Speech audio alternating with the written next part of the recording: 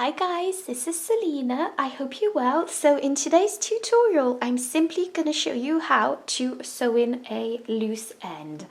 So I'm just going to show you how I sew in my loose end.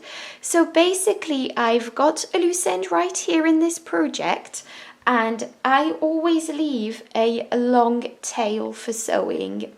So, I mean, that's just my tip to you.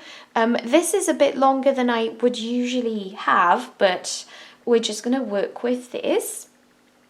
And so I've just popped my loose end onto my tapestry needle, and basically what you are going to do is simply go into your project, into the stitches.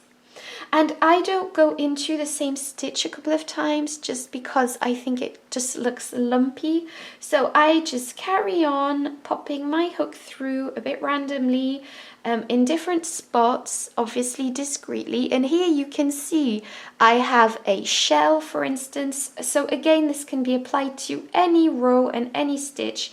But what I do is I go through all these stitches here, for instance, as best I can, and I sew in my loose ends like that because I just think it looks nicer and it's just easier for me. And then I'm just going to go back and forth another few times into random stitches, but I am happy that I found a row into which I can pop my loose end in. And what I'm going to do now is just just go back and forth here, and I'm just gonna snip off my yarn now at this point. So just go ahead, snip off your yarn, and this is how I sew in my loose ends. So you see it's seamless. So I hope this was helpful. Don't forget to give me a thumbs up if it was, and subscribe to my channel for crochet tutorials, and thank you so much for watching. Bye bye.